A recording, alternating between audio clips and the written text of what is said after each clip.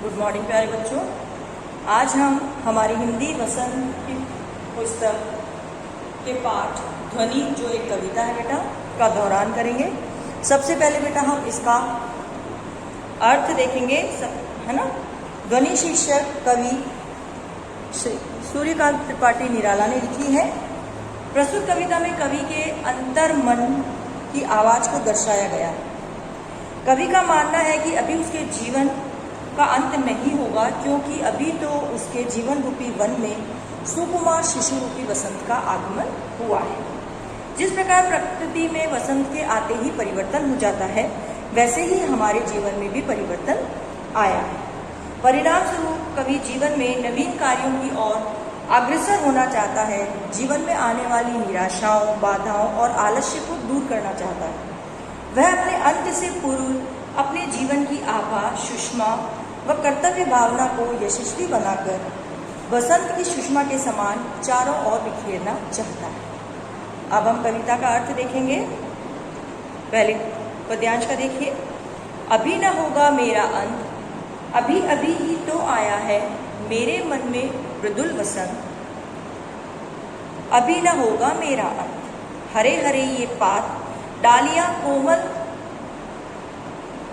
कलियां, डालियां कलियां कोमल गात। मैं ही अपना स्वप्न मृदुल कर फेरूंगा निद्रित कलियों पर, जगह एक प्रत्यूष मनोहर। इस पद्यांश में श्री सूर्यकांत त्रिपाठी निराला बतलाना चाहते हैं कि वह कलियों व फूलों के खिलाने के माध्यम से अपने जीवन के प्रति आस्था और दृढ़ विश्वास प्रकट करना चाहते हैं।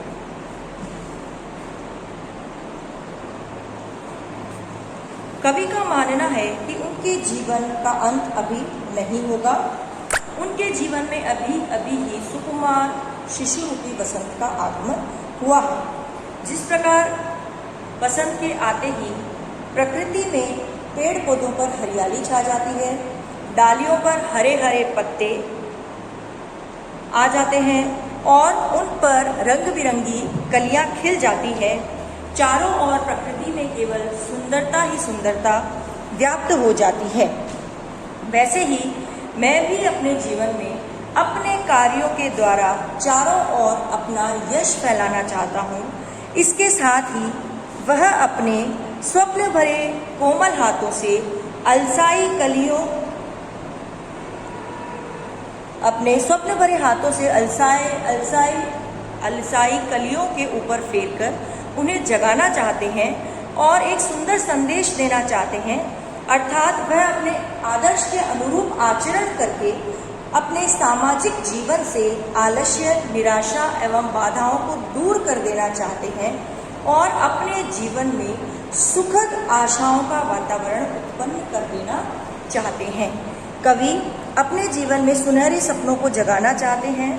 वे सोए हुए सपनों को जगाकर अपने जीवन में निरंतर प्रगति के पथ पर अग्रसर होना चाहते हैं। ठीक है बेटा। अब इसका दूसरा पद्यांश देखिए।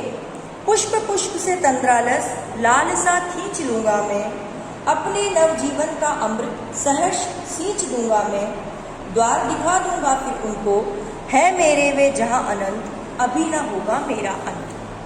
इसमें कवि कह रहा है बेटा कि वह किशोरों रूपी फूलों की उनिंदी आंखों से आलस्य को हटा देगा, कि जो हमारे नवयुवक हैं, जो किशोर हैं, उनके जीवन से आलस्य को दूर हटा देगा और उनके जीवन में एक जागरूकता भर देगा। वह अपने नव उत्साह से उन्हें सींचकर हरा भरा करना चाहता है।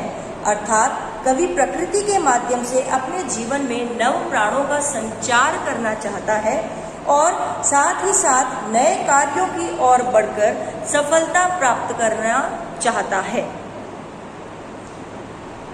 उसका मानना है कि उसका अंत अभी नहीं होगा, क्योंकि उसके जीवन में अभी बहुत कार्य करने शेष हैं। कवि प्रत्येक किशोर रूपी फूल से उसमें समाये आलस्य को खींचकर उन्हें चिरकाल तक खिलते हुए देखना चाहता है और वे अनंत काल तक की हरियाली की भांति चारों ओर फैलाना वे चाहता है कि वे अनंत काल की हरियाली की भांति चारों ओर खिलकर एक आभा फैलाए, वो आभा उनके यश को बढ़ाए और पूरे संसार में उस यश को हरियाली की भांति फैला दे जो सर्वत्र व्याप्त रहती है और मन को आनंदित कर देती है। कवि अपने अनंत के सप्राण भेंट करना चाहता है, इसीलिए अपने जीवन का अंत अभी नहीं चाहता।